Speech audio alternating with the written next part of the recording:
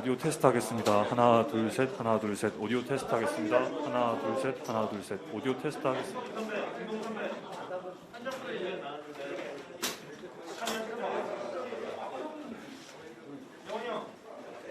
우리 한 명 더 왔어.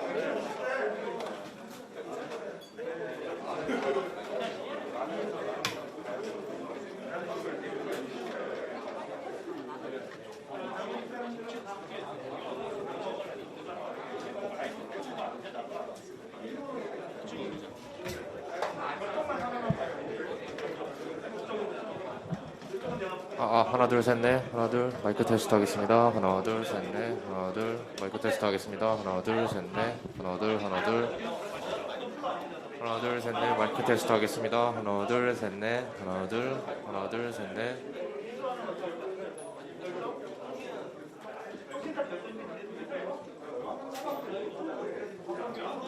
안 올릴게.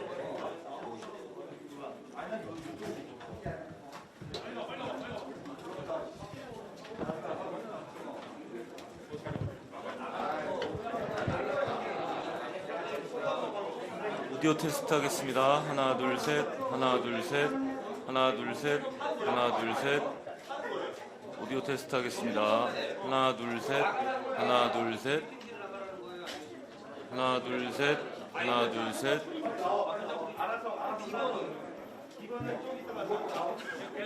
하나, 둘, 셋, 하나, 둘, 셋. 오디오 테스트 하겠습니다. 하나, 둘, 셋, 하나, 둘, 셋, 하나, 둘, 셋, 하나, 둘, 셋. 오디오 테스트 하겠습니다. 하나, 둘, 셋, 하나, 둘, 셋, 하나, 둘, 셋, 하나, 둘, 셋. 오디오 테스트 하겠습니다. 하나, 둘, 셋, 하나, 둘, 셋, 하나, 둘, 셋, 하나, 둘, 셋.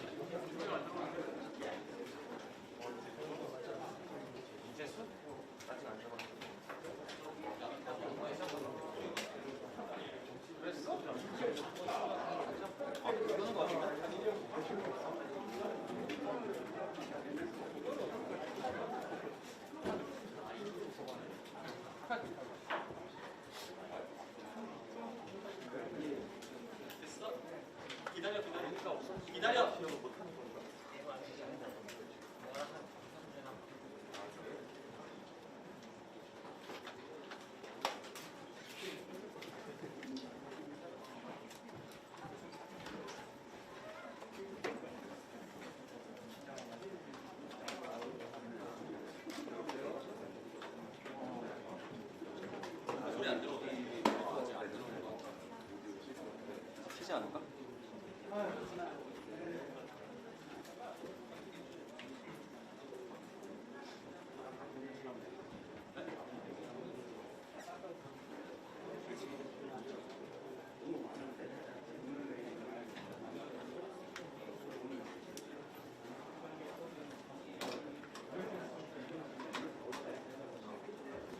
야, 물어봐. 소리 안 들어온다고. 아, 네네.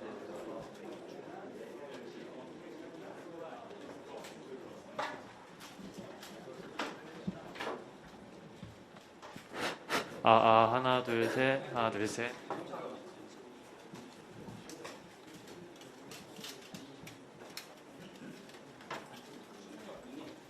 마이크 테스트입니다. 하나, 둘, 셋. 하나, 둘, 셋.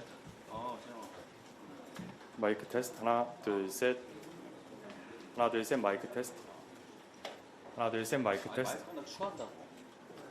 하나, 둘, 셋. 아, 우리 다 해야지. 아,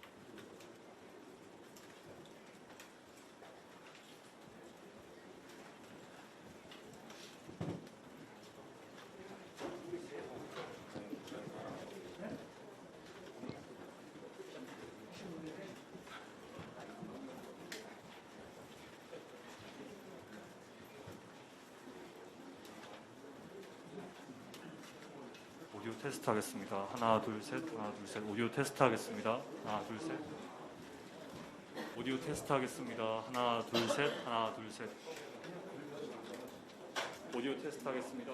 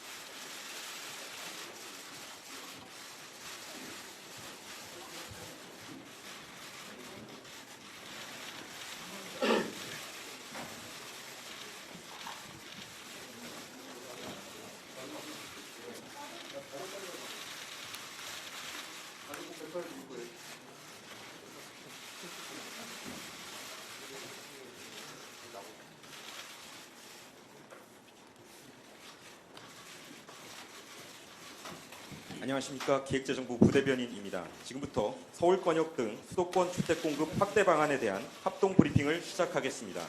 오늘 브리핑은 홍남기 부총리께서 대책 주요 내용을 설명하시고 이어 국토교통부 장관께서 임대차 3법 관련 추가 설명을 하신 후 서울시장 권한대행께서 서울시 주택 공급 확대 방안에 대해 말씀드리고 기자단 질의응답을 갖는 순서로 진행하도록 하겠습니다. 그럼 홍남기 부총리께서 주요 내용을 설명드리겠습니다.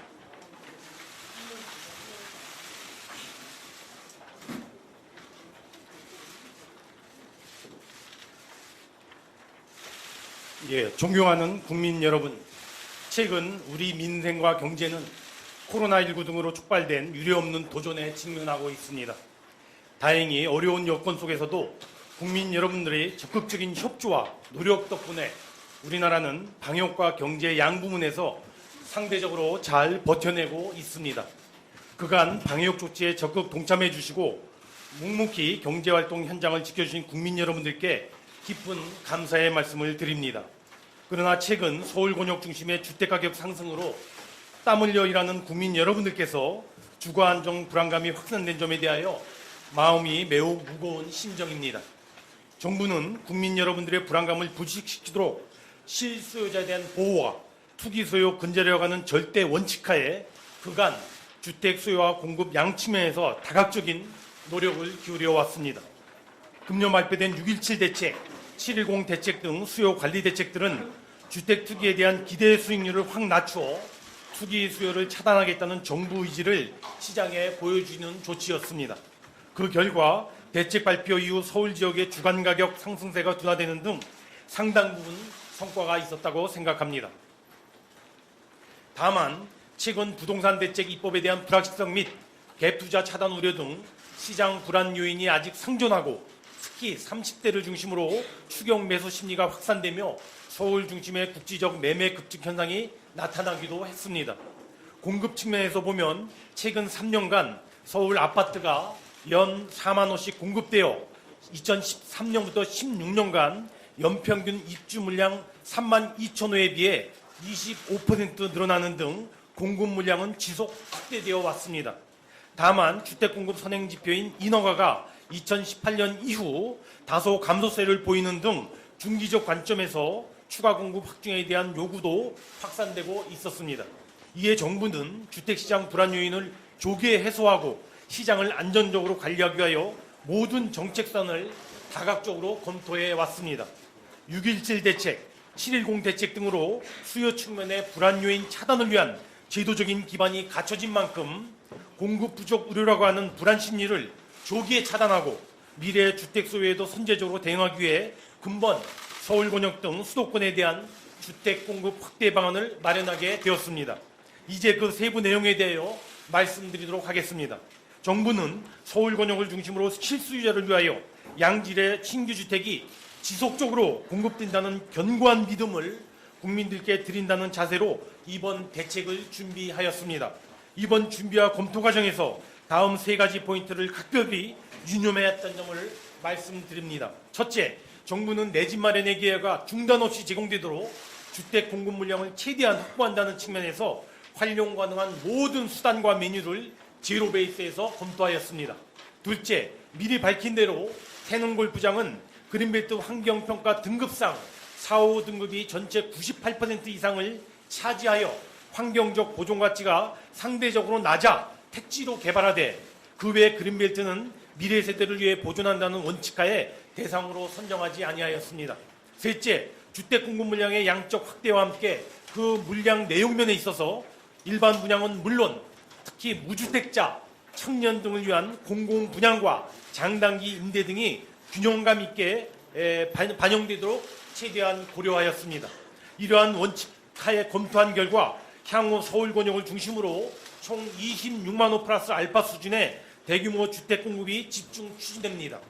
이는 크게 세 가지 부문으로 구성되어 있는 바 7만 호는 지난 5월 이미 발표한 공급 예정 물량이고 13만 플러스 알파는 근본 대책 마련 시 신규 추가 발견된 공급 물량이며 나머지 6만 호는 예정되어 있는 공공 분양 물량 중 2021년과 2022년으로 앞당긴 사전 청약 확대분입니다. 그 구체적인 공급방은 다음과 같습니다. 첫째, 신규 택지를 발굴하여 핵심 입지에 3만 호 이상의 주택을 신규로 공급하겠습니다. 정부는 군시설, 국유지와 공공기관 부지, 서울시 유유부지 등을 최대한 활용하여 우수 입지 내 택지를 확보하겠습니다. 우선 한정된 인원이 이용하던 태릉 골프장을 다수의 서민들을 위한 주거공간으로 조성하되 절반 이상은 공원도로 학교 등으로 절반 이하는 주택부지로 계획하여 1만 호의 주택을 공급하겠습니다. 또한 신규주택 입주민뿐만 아니라 지역주민들도 교통 편익이 늘어나도록 철도, 도로, 대중교통 등 광역교통 개선 대책을 함께 마련할 계획입니다. 그 외에 용산 미군 반환 부지 중 캠프킨 부지도 주간 주거공간으로 조성하여 3,100호를 공급할 예정입니다. 아울러 우수 입지에 위치한 국유지, 공공기관 이전 부지를 최대한 활용해 나가도록 하겠습니다. 특히 1,000호가 공급되는 서울지방조달청 부지 등 국가시설의 이전으로 확보되는 국유지와 4,000호 규모의 정부 과천청사, 600호 공급되는 국립외교원 유효부지에 공급되는 주택은 최대한 청년, 신혼부부에게 공급할 계획입니다. 그 밖에 상암 DMC 미매각 부지 2,000호, 서부 면허시험장 부지 3,500호 등 서울 지역 내의 가용한 토지는 주거공간으로 최대한 활용하도록 하겠습니다. 둘째, 3기 신도시 등에 대한 용적률 상향과 기존 사업 고밀화를 통하여 2만 4천호 이상의 주택을 추가로 확보하겠습니다. 3기 신도시 및 서울권 중소규모 공공주택지구 등에 대하여 지구 단위별로 용적률을 평균 10%포인트 내외로 상향하여 해당 지구 주택을 2만 호 이상 확대하도록 하겠습니다. 또한 서울의료원, 용산 정비창 등 복합개발이 예정된 사업 부지에 대해서도 고밀화를 통하여 4,000호의 주택을 추가 공급하겠습니다. 셋째, 재건축, 재개발 등 정비사업의 공공성을 강화하여 7만 호 이상의 주택을 공급하겠습니다. 먼저 LH, SH 등 공공참여 시 도시규제 완화를 통하여 주택을 획기적으로 공급하는 고밀 재건축을 도입하겠습니다. 용적률 상향 조정 및 층수 제한 완화, 즉 용적률을 300%에서 500% 수준으로 완화하고 층수도 50층까지 허용하는 고밀 재건축을 통하여 향후 5만 호 이상의 주택 공급을 확보해 나갈 계획입니다. 다만 이와 같은 고밀 재건축의 경우 강력한 공공성 확보를 전제합니다. 즉 재건축 사업의 공공성을 확보하기 위하여 고밀 개발로 인하여 증가한 용적률의 50%에서 70%를 기부 체납하도록 하여 용적률 증가에 따른 기대 수익률 기준으로 90% 이상을 환수하도록 하겠습니다. 기부 체납받은 주택은 무주택, 신혼부부, 청년 등을 위한 장기 공공임대에 50% 이상을 활용하고 나머지는 공공분양으로 활용해 나가도록 하겠습니다. 특히 공공분양주택의 경우 지자체 여건에 따라 소위 지분 적립형 분양제도를 새로 도입하겠습니다. 이는 주택 구입 시 실소유자의 부담 완화를 위하여 초기에는 일정 지분만 매입하고 나머지는 임대료를 지불하다가 점차 지분을 늘려나가 최종적으로 100% 매입하는 매입토로 가는 방식으로서 다만 이 경우에 투기 수요 유입 차단 및 시세 차익의 단기 회수 방지를 위하여 실거주 요건과 전매 제한을 대폭 강화할 계획입니다. 다음으로 재개발 정비구역 외에 정비 예정 및 정비 해제 구역에 대해서도 공공 재개발을 활성화하여 2만 호 이상의 주택을 공급하도록 하겠습니다. 정비 예정 구역에서는 공공 재개발을 조기 추진할 수 있도록 하고 정비 해제 구역 중에 뉴타운 등과 같이 과거 정비 구역으로 지정되었다가 사업 지연 등으로 해제된 지역도 공공 재개발을 허용하도록 하겠습니다. 넷째, 도시규제 완화 등과 같은 제도 개선을 통하여 공급 능력을 추가적으로 확충해 나가겠습니다.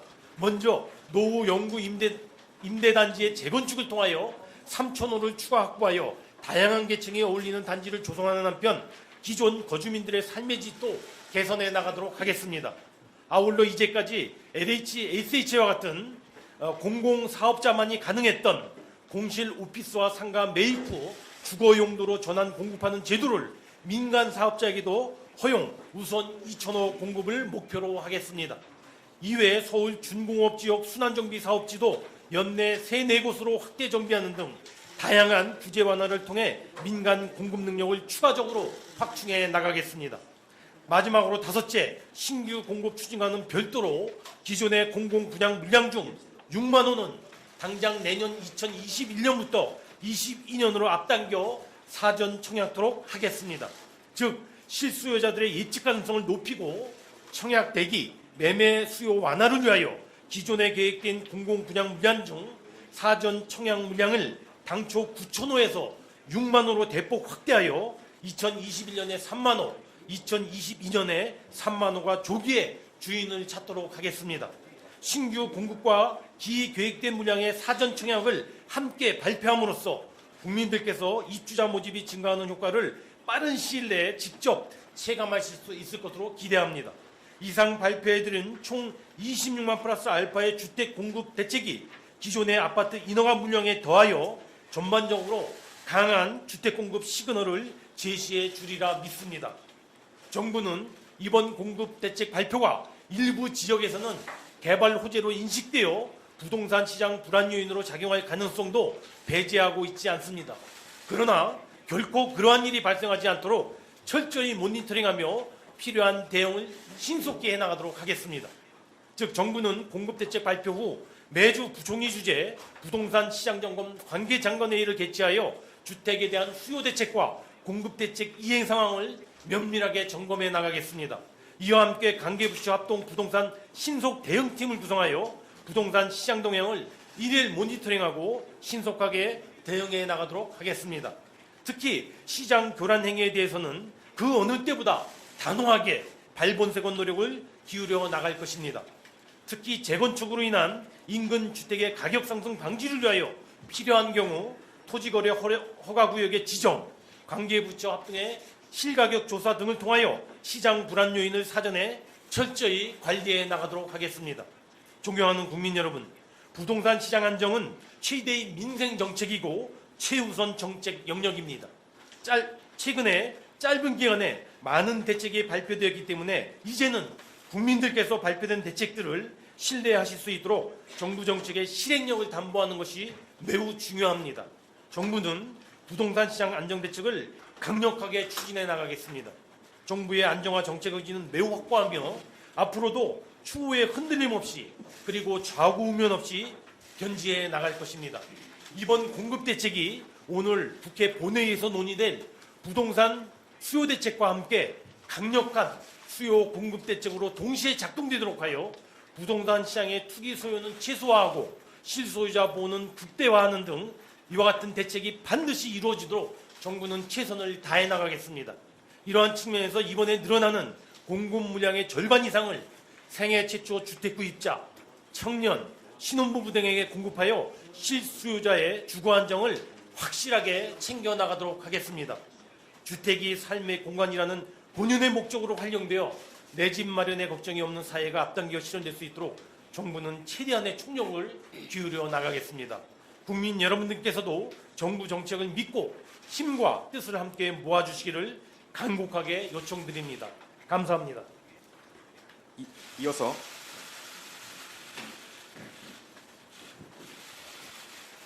이어서 국토교통부 장관께서 임대차 3법 관련 추가 설명을 드리겠습니다.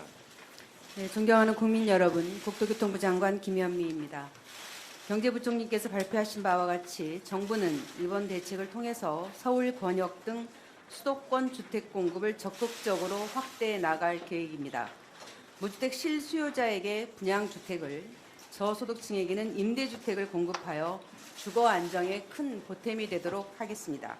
또한 정부는 주거복지 로드맵을 통해서 현재 약 160만 호인 공공임대주택을 2022년에 200만 호, 2025년에 240만 호까지 확대하여 무주택 서민들이 저렴한 부담으로 오랫동안 거주할 수 있는 여건을 조성해 나가고 있습니다.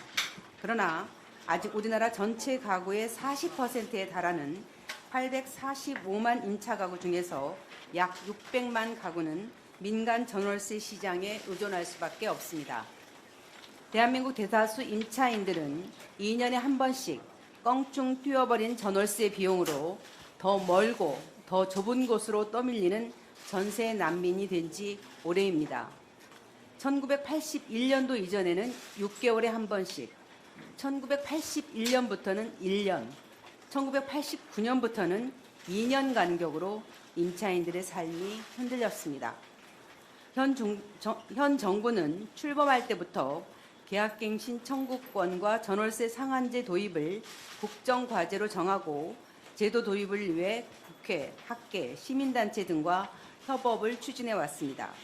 그 결과 2021년부터 국회에서 오랫동안 논의되어 왔지만 입법의 문턱을 넘지 못했던 과제들이 마침내 그 결실을 보게 되었습니다. 이번 임대차 3법 개정은 임차 가구의 거주 기간을 4년으로 늘리고 임대료 상승률에 상한을 두는 한편 임대차 계약을 하는 경우 신고하여 임차인을 보호하도록 하는 조치입니다. 임차인의 거주권을 2년에서 4년으로 보장하는데 무려 31년이 걸렸습니다.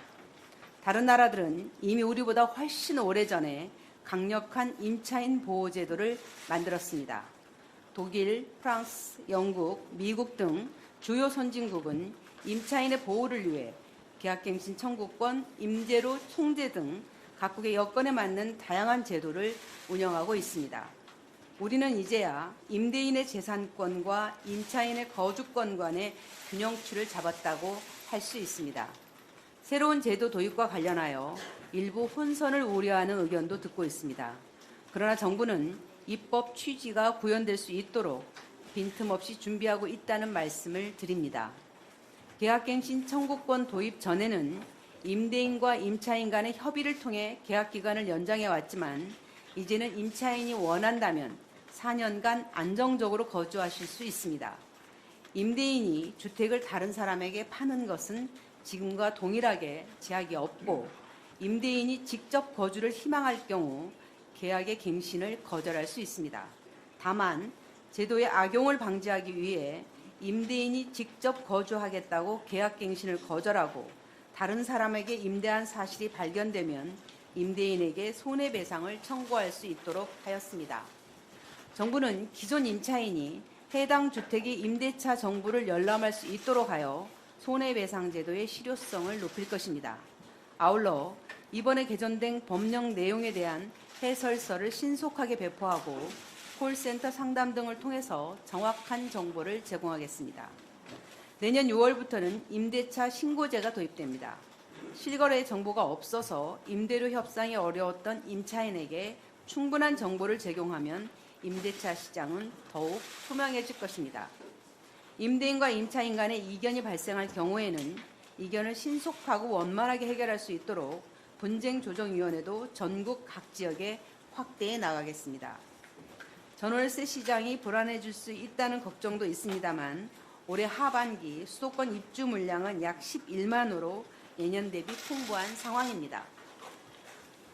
이와 더불어 공공임대 공급도 확대하여 2025년이면 우리나라 전체 임차 가구의 약 25%가 공공임대주택에 거주할 수 있게 될 것입니다. 국민 여러분, 정부는 주택 임대차 시장의 안정이 서민 주거 안정에 있어 가장 중요한 과제라는 점을 잘 알고 있습니다. 엄마와 우리 또 이사가로 상징되던 임차인의 아픔을 보듬어드리기 위해 정부는 앞으로도 국민들께 약속드린 주거정책 방향을 한 걸음 한 걸음 충실히 실행하여 전월세 걱정, 이사 걱정 없는 시대를 열어갈 수 있도록 최선을 다하겠습니다. 이번 제도가 시장에 안착하여 임대인과 임차인이 균형 있게 보호받는 안전판이 될 수 있도록 국민 여러분의 많은 성원을 부탁드립니다. 감사합니다.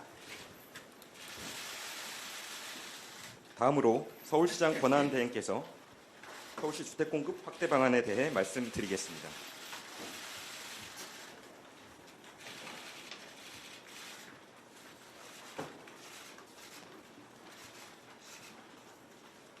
예, 안녕하십니까. 서울특별시장 권한대행 서정협입니다. 정부 관계기관 합동으로 발표한 지난 7.10 대책 이후 경제부총리님을 단장으로 하는 주택공급 확대 TF와 실무계획단이 머리를 맞대 후속 대책을 마련했습니다. 집 걱정 없이 살고 있는 싶은 시민의 소망을 실현하고 내 집 마련의 꿈 앞에서 번번이 좌절했던 3040 세대의 고통을 덜기 위해 보다 실효성 있는 대안을 담고자 노력을 기울였습니다. 그동안 서울시는 전례 없이 공격적인 정책을 통해 서민의 주거 보루인 공공임대주택을 집중적으로 확대해 왔습니다. 현재 서울은 공공임대주택을 약 33만 호까지 확보한 상태로 22년이면 계획했던 40만 호를 달성하게 됩니다. 특히 내년이면 전체 주택 중 공공임대가 차지하는 비율이 OECD 평균을 상회하는 10%까지 확대됩니다. 서울시는 주택 공급 중요축인 공공임대주택은 차질 없이 지속적으로 늘리되 다양한 분양주택 확대 정책을 병행해 주택시장의 주요 실수자인 30, 40 세대의 내 집 마련 기회를 대폭 늘려나가겠습니다. 적은 자산 규모와 낮은 청약 가점, 대출 규제로 다각도의 어려움에 직면한 신혼부부와 30, 40 세대의 고통에 응답하겠습니다. 우선 지난 5, 6 대책에서 처음 도입된 공공재개발 사업의 범위를 정비구역 해제 지역을 새롭게 포함시켜 대폭 확대합니다. 열악한 지역 재개발을 촉진해 2만 호 정도를 추가 공급할 것으로 기대합니다. 저이용 유유부지나 노후 공공시설 복합 개발도 활성화해 2030 세대 어르신들을 위한 다양한 형태의 공공주택 공급을 본격화해 나가겠습니다. 자금력이 부족한 30, 40 세대를 위한 새로운 분양주택 모델인 지분 적립형 분양주택도 새롭게 도입됩니다. 구입 초기 일부 비용만 지불하고 나머지 금액을 장기간에 걸쳐 분납해 최종 소유권을 취득하는 새로운 형태의 분양 모델입니다. 공공참여 고밀도 재건축도 정부와 협의해 추진할 계획입니다. 주민 동의로 SH나 LH가 참여하는 단지엔 고밀 재건축을 허용하고 개발 이익은 공공임대 혹은 공공분양주택으로 기부 체납을 받아 환수하는 내용입니다. 이런 다각도의 노력으로 서울시는 28년까지 총 11만 호의 주택을 추가 공급하겠습니다. 서울시는 이번 분양주택 공급 확대 방안을 통해 집이 희망의 걸림돌이 되는 부동산의 시대에서 집이 행복의 디딤돌이 되는 주거의 시대로 나아가는 중요한 모멘텀이 되도록 정부와 손발을 맞춰 차질 없이 추진하겠습니다. 감사합니다.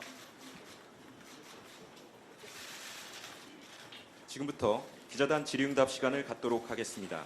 질문하실 기자분은 손을 들어주시고 제가 지목해드리면 소속과 이름을 말씀해 주시고 질문해 주시기 바랍니다. 예. 네, 아시아경제 이춘희 기자입니다. 이번에 나온 방안 중에 가장 큰 것 중에 하나가 또 캠프킴인데, 근데 캠프킴 같은 경우에는 현재 반환이 마무리되지도 않았고 환경오염 실태 조사도 끝나지 않은 상황으로 알고 있는데, 좀 공급 계획이 좀 언제쯤 구체적으로 가능한지 궁금하고, 그리고 계속해서 지금 사전 청약을 확대하는 방향으로 정부 방향이 추진되고 있는데, 기존에는 후분양을 늘리는 방향으로 이었던 것으로 아는데, 그러면 그러한 방향은 폐기된 것인지 궁금합니다. 캠프킴 같은 경우에는 지금 환경조사가 진행 중에 있습니다. 그리고 이미 이 부지는 미군이 다 이전을 한 상태이기 때문에 환경 문제에 대해서 양국 간의 협상만 마무리하게 되면은 조기 반환에는 별 장애가 없는 상태입니다. 이 부분에 대해서 국방부도 적극적으로 협상에 임할 계획입니다.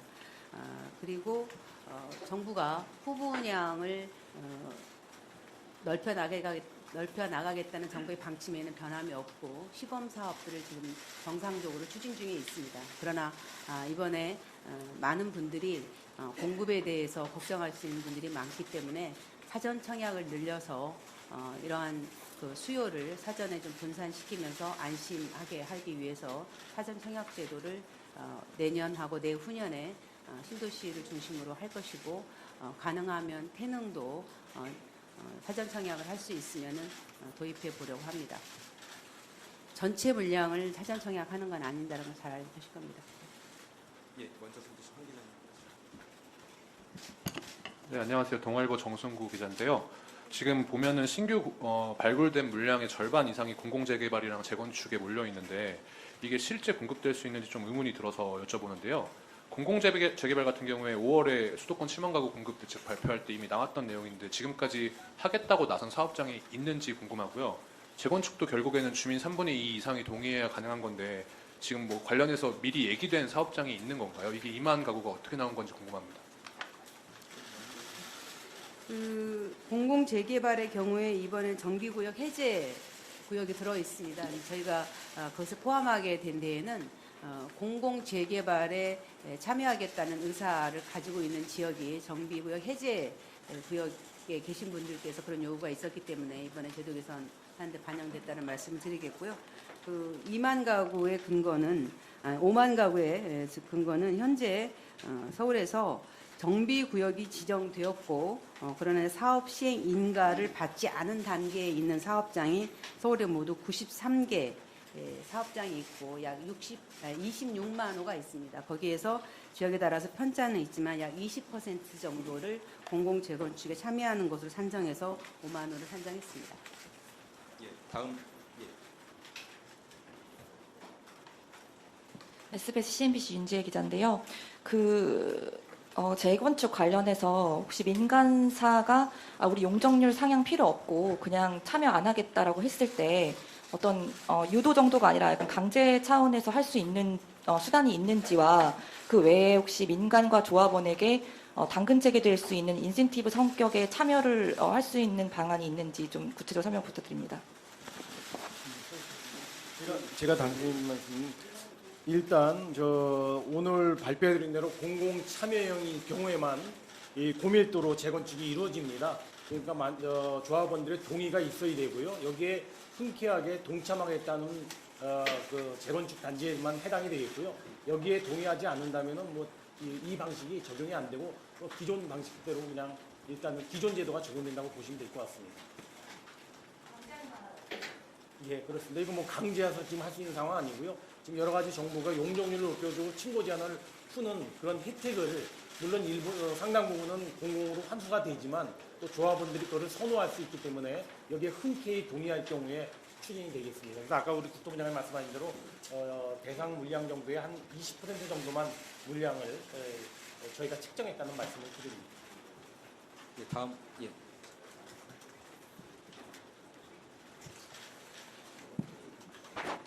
네, 부총리님, 아시아경제 장세희 기자입니다. 우선 방금 한 질문이랑 조금 연결이 또 되는 부분인데요. 이게 시장에서 계속 얘기하는 게 조합원들도 그렇고 2년 이상 실거주 요건이랑 구조 안정성이 50점이 좀 과하다 이런 여러 가지 규제들을 좀 풀어줘야 이제 용적률 외에 이제 공급을 할 수 있을 때 효과가 날 것 같다라는 얘기가 있어서 이 두 가지에 대한 추가적인 완화 조치가 없을지 궁금하고요. 그리고 두 번째는 이제 청년 세대 같은 경우에는 장기 소득이 이제 발생하기 때문에 대출 능력을 이제 높여주거나 아니면 이제 평생 첫 주택 구입자의 경우에 대출을 좀 올려주는 그런 추가적인 조치가 좀 필요할 것 같은데 추가적인 금융 지원 대책이나 좀 정부 차원에서 대책을 또 마련하고 있는 게 있는지 궁금합니다. 재건축에 있어서 2년 이상 거주해야 된다는 것은 지금도 분양을 할 때 그 지역 해당 지역에 2년 이상 거주하신 분들에게 우선 입주권을 줍니다. 그래서 이것은 원래 재건축이라고 하는 것은 본인이 살고 있는 동네를 좀 새롭게 주거 환경을 좋게 해서 살기 위해서 하는 게 이런 재정비 사업이기 때문에 그 취지에 맞는 것이라 이렇게 생각을 하고요. 다른 규제들에 대해서는 특별한 변화가 없다는 말씀을 드리겠습니다. 그리고 대출에 대해서 말씀해 주셨는데 생애 첫 대출, 생애 첫 주택 구입에 있어서는 지금도 LTV가 다른 데에 비해서 10% 정도 높습니다. 그리고 소득 기준에 대해서 지난번에 저희가 완화하는 정책을 710 대책, 629 대책 때 발표를 드린 바 있습니다. 예, 지금 국토부 장관님 말씀하신 것처럼 710 대책의 그 내용이 자세히 들어가 있는데요. 생애 최초 특별 공급 물량도 늘렸고 또 주택담보대출 LTV의 10%포인트를 더 해주는 대상 범위를 크게 늘렸고요. 또 전월세 자금에 대한 금리도 추가적으로 낮췄습니다. 그게 710 대책에 잘 들어가 있는데 그것이 제가 보기에 가장 수혜가 많이 갈 수 있는 층이 청년층과 신혼부부층이 아닐까 생각이 듭니다. 거기서 별도로 이미 대책을 제공해 드렸다는 말씀을 드리고요. 혹시 상황에 따라서 추가적인 검토가 필요하다면 정부는 늘 언제든지 모든 정책을 다 검토해 나갈 것입니다. 예, 우선 양해 말씀 먼저 드리겠습니다. 저희 발표자분들의 후속 일정 때문에 한두 분 정도 받으시고 주요 1급 분들이 후속 질문을 받도록 하겠습니다. 먼저 하시고. 예, 그다음. 네, 안녕하세요. SBS CNBC 김기송이라고 합니다. 그 용산 정비창 개발한다고 하셨는데 혹시 그 아래에 있는 서부 이촌동도 통개발할 계획이 있으신 건지 궁금하고요. 군시설 가운데 태릉 CC 말고도 육군사관학교나 성남공항 이전에 대해서도 검토를 하셨었는지도 궁금합니다. 예, 아까 말씀드린 대로 태릉 골프장만 검토를 했고요. 뭐 육사나 전개는 검토를 하지 않았다는 말씀을 드립니다. 뭐 다른 것도 마찬가지고요. 그다음에 아까 그 주택 관련해서 한번 말씀드릴게요.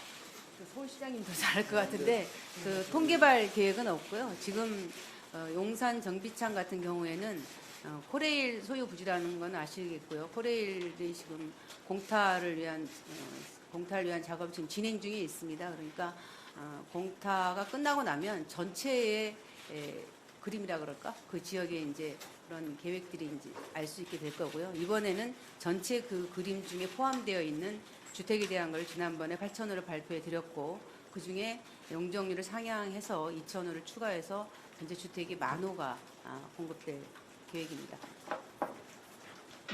예, 먼저 손 드신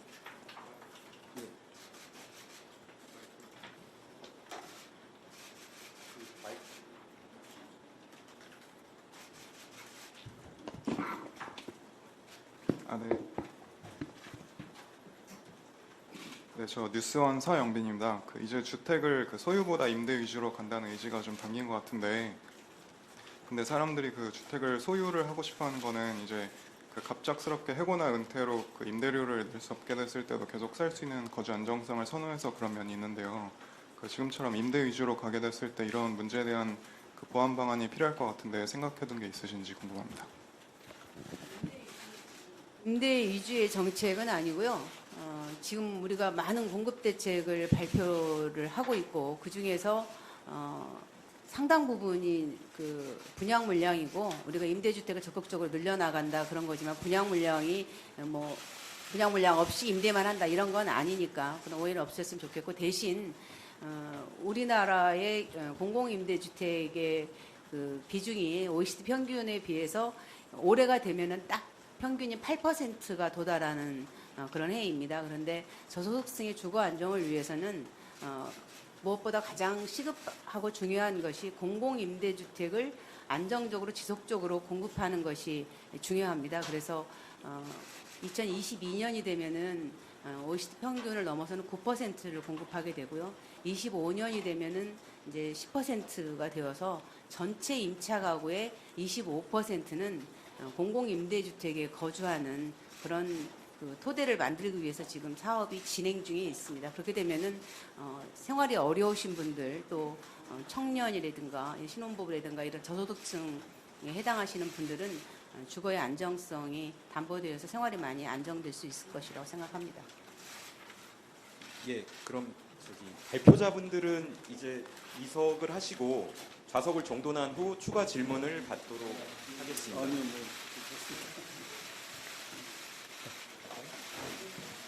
네.